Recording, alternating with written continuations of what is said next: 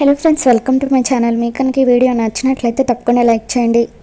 మనీష మిత్రని పిలిచి మాట్లాడుతూ అసలు నేను ఈ ఇంట్లో ఎవరిని మిత్ర అని చెప్పి అడుగుతూ ఉంటుంది. దేవి అని చప్పట్లు కొడుతూ ఇన్నాళ్లకు కరెక్ట్ ప్రశ్న అడిగావు మనీష అని చెప్పి అంటూ ఉంటుంది. అర్థం లేని ప్రశ్నను పట్టుకొని అన్నిసార్లు చప్పట్లు కొట్టాల్సిన అవసరం లేదు పిన్ని అని చెప్పి మిత్ర అంటూ ఉంటాడు. ఇక అప్పుడే అక్కడికి వచ్చిన అరవింద అసలు మనీష మిత్రతో ఏం మాట్లాడాలనుకుంటుందా అని చెప్పి మొత్తం కూడా వింటూ ఉంటుంది. ఇక అప్పుడు మనీష ఇంకా నేను ఎన్ని రోజులు ఇలా ఒంటరిగా మిగిలిపోవాలి మిత్ర అని చెప్పి అంటూ ఉంటే ఇక అప్పుడు మిత్ర అంటే నువ్వేమంటున్నావో నాకు అర్థం కావడం లేదు అని చెప్పి అంటూ ఉంటాడు. ఒకప్పుడు మనమిద్దరం ఎంతగానో ప్రేమించుకున్నాం. మధ్యలో ఆ లక్ష్మి రావడం వల్ల మనం పెళ్లి చేసుకోలేకపోయాం. మధ్యలో లక్ష్మి చనిపోయింది. అప్పుడైనా సరే నువ్వు నా మెడలో తాళి కడతావేమోనని ఎంతో ఆశగా ఎదురు చూశాను. ఇప్పటికే లక్ష్మి చనిపోయి కూడా 5 ఏళ్ళు గడిచిపోయింది. అయినా నీ నోటి వెంట నన్ను పెళ్లి చేసుకుంటాననే మాట రావడం లేదు అని చెప్పి ఇక జీవితాంతం నేను ఇలా ఒంటరి బతకాల్సిందేనా మిత్ర అని చెప్పి అంటూ ఉంటే అప్పుడు దేవి అని అవును మిత్ర, మనీష అడిగే దాంట్లో కూడా న్యాయం ఉంది కదా. ఎన్ని రోజులని తను అలా ఒంటరిగా మిగిలిపోవాలి అని చెప్పి పాపం మనీష తన జీవితాన్నే నీ కోసం త్యాగం చేసింది. మనీష తలుచుకుంటే ఏ కోటీశ్వరుడైనా తనని పెళ్లి చేసుకోవడానికి సిద్ధంగా ఉంటాడు. కానీ తను నిన్ను ప్రేమించింది కాబట్టి నీ ప్రేమ కోసం పరితపిస్తూ ఇన్ని సంవత్సరాలు అలా ఒంటరిగా ఎదురు చూస్తూనే ఉంది. మరి అటువంటి మనీషకి న్యాయం చేయాల్సిన బాధ్యత నీ మీద ఉంది కదా మిత్ర అని చెప్పి దేవి అని మిత్రకి చెబుతూ ఉంటే ఇకప్పుడు అరవింద దేవి అని అంటూ గట్టిగా అరుస్తుంది. మిత్ర ఏమైనా మనీషని అలా ఒంటరిగా మిగిలిపోమ్మన్నాడా? వేరే పెళ్లి చేసుకోవద్దని చెప్పాడా? మిత్ర ఏదో తప్పు చేసినట్టుగా నువ్వు మిత్రని అలా నిలదీస్తున్నావేంటి అని చెప్పి అరవింద అంటూ ఉంటే అది కాదక్క, మనీష ఇలా పెళ్ళి కాకుండా మన ఇంట్లో ఉండడం వల్ల నలుగురు 4 రకాలుగా అనుకుంటారు.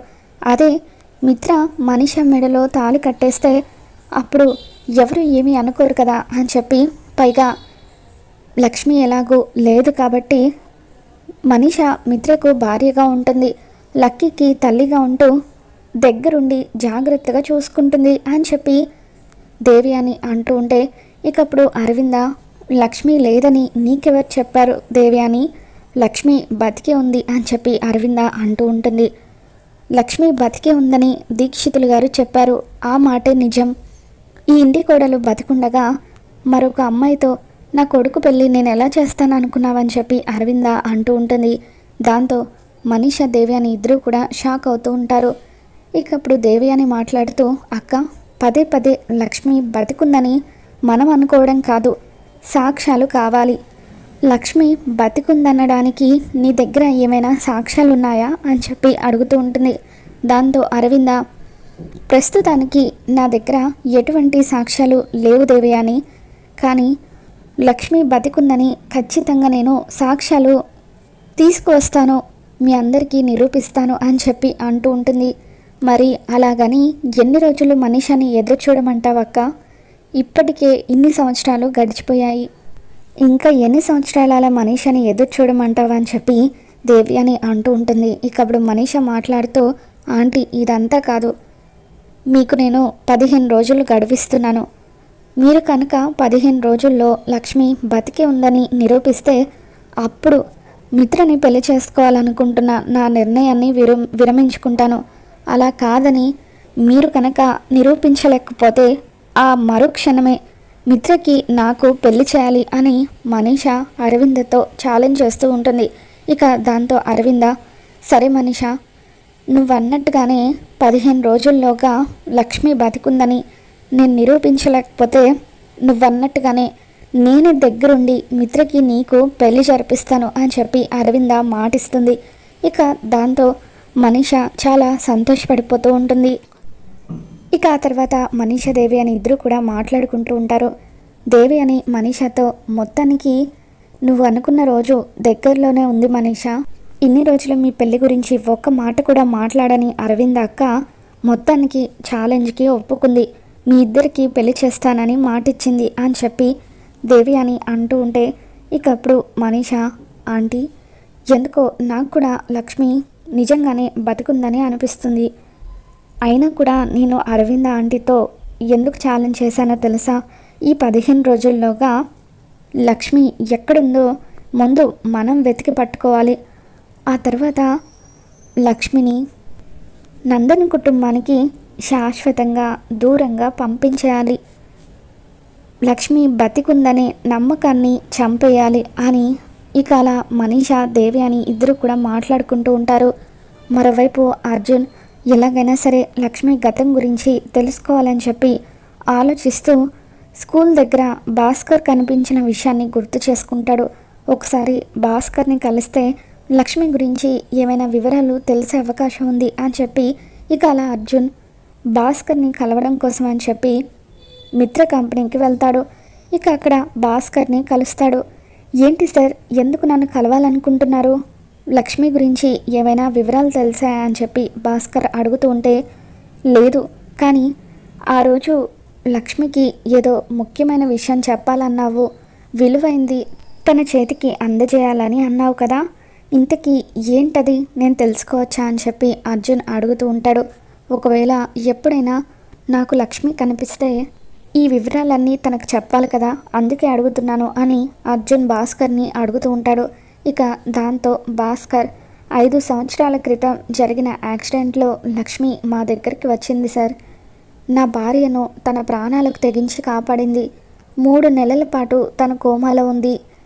కోమాలో నుండి బయటకు వచ్చేసరికి తను ప్రెగ్నెంట్ అన్న విషయం మాకు తెలిసింది అంటూ లక్ష్మి గతం గురించి మొత్తం కూడా భాస్కర్ అర్జున్కి చెబుతూ ఉంటాడు. డెలివరీ రోజున ఏం జరిగిందో తెలీదు. తనకి కవల పిల్లలు పుట్టారు, కానీ ఆ విషయం కూడా తనకి తెలీదు. పాప పుట్టినప్పుడు తను స్పృహలో లేదు. పాపని మేమంతా ఎత్తుకొని ఉండగా బాబుని తీసుకొని తను ఎక్కడికో దూరంగా వెళ్ళిపోయింది. ఎలాగైనా సరే ఈ విషయం లక్ష్మికి చెప్పాలనుకొని మీ గెస్ట్ హౌస్ దగ్గర ఉందని తెలిసి అక్కడికి కూడా వచ్చాను. కానీ అక్కడి నుండి కూడా లక్ష్మి వెళ్ళిపోయిందని తెలిసింది. 5 సంవత్సరాలుగా లక్ష్మికి ఈ నిజం చెబుదామని నేను ఎదురు చూస్తున్నాను అని చెప్పి భాస్కర్ అంటూ ఉంటే ఇక అది తెలిసి అర్జున్ కూడా షాక్ అవుతూ ఉంటాడు. ఇప్పుడు లక్ష్మికి పుట్టిన పాప ఎక్కడ పెరుగుతుంది అని అర్జున్ భాస్కర్ని అడుగుతూ ఉంటే ఇక అప్పుడు భాస్కర్ మిత్ర గారి దగ్గర పెరుగుతుంది కదా లక్కీ, తనే లక్ష్మికి పుట్టిన పాప అని చెప్పి ఇక అంటూ ఉంటే అర్జున్ ఒక్కసారిగా షాక్ అవుతూ, అంటే లక్కీకి తన కన్న తల్లి లక్ష్మి అని తెలియకపోయినా కూడా అమ్మ అని పిలుస్తూ అంత దగ్గరైందా అని చెప్పి వెంటనే ఈ విషయం లక్ష్మికి చెప్పాలి, తల్లి కూతుళ్లను దగ్గర చేయాలి అని చెప్పి అర్జున్ అనుకుంటాడు. ఓకే, థ్యాంక్ యూ భాస్కర్, ఈ వివరాలన్నీ నాకు చెప్పినందుకు. ఈసారి నాకు ఎప్పుడైనా లక్ష్మి కనిపిస్తే తప్పకుండా తనకి ఈ విషయం నేను చెబుతాను అని అర్జున్ అంటూ ఉంటే, అయ్యో నేను మీకు థ్యాంక్స్ చెప్పాలి సార్, అంత పెద్ద కంపెనీకి ఓనర్ అయిన మీరు నన్ను కలవడానికి ఇక్కడి వరకు వచ్చారు. నాకు చిన్న ఫోన్ చేసుంటే సరిపోయేది కదా సార్ అని చెప్పి భాస్కర్ అంటూ ఉంటాడు. పర్వాలేదు భాస్కర్ అని చెప్పి అర్జున్ అలా లక్ష్మికి నిజం చెప్పాలనుకుని ఇంటికి తిరిగి వచ్చేస్తాడు. ఇక ఆ రోజు రాత్రి లక్ష్మి, నీతో నేను ఒంటరిగా ఒక విషయం మాట్లాడాలి అని చెప్పి అంటూ ఉంటే అర్జున్ తల్లి, ఈ రోజుకైనా అర్జున్ తన మనసులో విషయం లక్ష్మికి చెప్పాలనుకుంటున్నాడు, నాకు ఎంత ఆనందంగా ఉంది అని చెప్పి తనలో తాను సంబరపడిపోతూ ఉంటుంది. ఇక లక్ష్మి, ఏంటో చెప్పండి అర్జున్ గారు అని చెప్పి అంటూ ఉంటే, భాస్కర్ అని మిత్ర టీ ఎస్టేట్లో పనిచేసేవాడు కదా, మొన్న కూడా స్కూల్ దగ్గర కనిపించాడని చెప్పాను.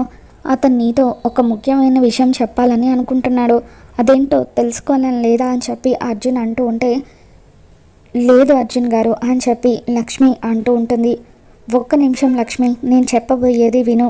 జున్ను కాకుండా నీకు ఇంకొక కూతురు కూడా ఉంది, నీకు కవల పిల్లలు పుట్టారు అని చెప్పి అర్జున్ అనగానే లక్ష్మి షాక్ అవుతూ, ఏంటి అర్జున్ గారు మీరు అనేది, నాకు కవల పిల్లలు పుట్టడం ఏంటి అని అంటూ ఉంటుంది. దాంతో అర్జున్ జరిగిందంతా లక్ష్మికి వివరిస్తాడు. ఇప్పుడు నీకు పుట్టిన పాప మిత్ర దగ్గర పెరుగుతుంది అని చెప్పి అర్జున్ అనగానే లక్ష్మి చాలా ఆనందపడిపోతూ ఉంటుంది. మొత్తానికి నా కూతురు తండ్రి దగ్గరికి చేరింది, మిత్రగారి దగ్గరే పెరుగుతుందన్నమాట అని చెప్పి లక్ష్మి ఎంతగానో ఆనందపడిపోతూ ఉంటుంది. ఇన్ని సంవత్సరాలు నీ కూతురికి నువ్వు తెలుసో తెలియకో దూరంగా బతికావు. ఇప్పటికైనా నీ కూతుర్ని నీ దగ్గరికి తీసుకొచ్చుకోవాలని లేదా? పద లక్ష్మి, ఇప్పుడే మిత్ర దగ్గరికి వెళ్దాం, నీ కూతురు లక్కీని తీసుకొచ్చేసుకుందాం అని చెప్పి అలా అర్జున్ అంటూ ఉంటే, వద్దు అర్జున్ గారు అని చెప్పి లక్ష్మి అంటూ ఉంటుంది. ఇదేంటి లక్ష్మి ఇలా మాట్లాడుతున్నావు? నీ కన్న కూతురు అని తెలిసిన తర్వాత కూడా ఇంకా ఎందుకు లక్కీని అక్కడ ఉంచాలనుకుంటున్నావు అని అర్జున్ లక్ష్మిని ప్రశ్నిస్తూ ఉంటాడు. మీ ప్రశ్నలన్నిటికీ సమాధానాలు త్వరలోనే దొరుకుతాయి అర్జున్ గారు అని చెప్పి లక్ష్మి మౌనంగా లోపలికి వెళ్ళిపోతుంది. లక్కీ గురించి ఆలోచిస్తూ, జున్ను తండ్రి ప్రేమకు నోచుకోలేదని ఇన్ని రోజులుగా నేను ఎంతగానో బాధపడ్డాను. కానీ లక్కీ నందన్ కుటుంబం వారసురాలిగా పెరుగుతుందని తెలిసిన తర్వాత నాకు చాలా ఆనందంగా ఉంది అని చెప్పి లక్ష్మి చాలా సంతోషపడిపోతూ ఉంటుంది. ఇక ఆ రోజు రాత్రి లక్ష్మి నిద్రపోతూ ఉండగా మిత్రకి ఏదో గండం వచ్చినట్టుగా, మిత్ర ఆపదలో పడిపోయినట్టుగా లక్ష్మికి అనిపిస్తుంది. ఇదేంటి, మిత్ర గారికి ఏదో గండం వచ్చినట్టుగా కల వచ్చిందేంటి? అసలు 11 నెలల వరకు మాత్రమే గండాలు ఉన్నాయని దీక్షితులు గారు చెప్పారు. అటువంటిది మళ్ళీ మిత్ర గారికి గండాలు ఏర్పడడం ఏంటి? వెంటనే ఒకసారి దీక్షితులు గారిని కలవాలి, ఎందుకు మిత్ర గారికి ఇలా జరుగుతుందో తెలుసుకోవాలని చెప్పి లక్ష్మి తర్వాత రోజు ఉదయాన్నే దీక్షితులు గారి దగ్గరికి బయలుదేరి వెళ్తూ ఉంటుంది. మరోవైపు అరవింద కూడా అచ్చం అలాగే కల వస్తుంది. మిత్రకి ఏదో ఆపద వచ్చినట్టుగా అరవింద కలగని ఇక ఉదయాన్నే మిత్ర అంటూ ఒక్కసారిగా అరుస్తుంది. మిత్ర పరిగెత్తుకుంటూ వచ్చి, ఏమైంది మామ్ అని చెప్పి అంటూ ఉంటే, మిత్ర నీకేం కాలేదు కదా, నీకు ఏదో జరిగిపోయినట్టుగా నాకు కల వచ్చింది, వెంటనే మనం దీక్షితుల గారి దగ్గరికి వెళ్ళాలి అంటూ దీక్షితుల గారికి ఫోన్ చేస్తుంది. ఇకప్పుడు దీక్షితుల గారు ధ్యానంలో ఉన్నారని, కాసేపట్లో అడవిలో ఉన్న అమ్మవారి దగ్గరికి నైవేద్యం పెట్టడానికి వెళ్ళబోతున్నారని దీక్షితుల గారి శిష్యులు చెప్పడంతో అరవింద, అయితే నేను దీక్షితుల గారి దగ్గరికి ఇప్పుడే వస్తున్నాను అని చెప్పి మిత్రాన్ని వెంటబెట్టుకొని దీక్షితుల గారు ఉండే చోటికి వస్తూ ఉంటుంది. మరోవైపు లక్ష్మి ఆటోలో దీక్షితుల గారి దగ్గరికి వస్తూ, అసలు మిత్ర గారికి ఏదో జరగబోతున్నట్టుగా నా మనసుకి ఎందుకు అనిపిస్తుంది? నా ప్రశ్నలన్నిటికీ సమాధానాలు దీక్షితుల గారిని అడిగి ఎలాగైనా సరే తెలుసుకోవాలని చెప్పి లక్ష్మి కూడా అదే సమయానికి దీక్షితుల గారి దగ్గరికి వస్తుంది. ఇక అక్కడికి వచ్చిన లక్ష్మిని చూసి అరవింద, మిత్ర ఇద్దరు ఒక్కసారిగా షాక్ అవుతూ ఉంటారు. మరి మిత్రను గండాల నుండి కాపాడుకోవడం కోసం లక్ష్మి మళ్ళీ నందన్ కుటుంబంలోకి అడుగు పెట్టబోతుందా? ఏం జరగబోతుందో మళ్ళీ మన ఛానల్లో తెలుసుకుందాం. వీడియో నచ్చినట్లయితే తప్పకుండా లైక్ చేయండి.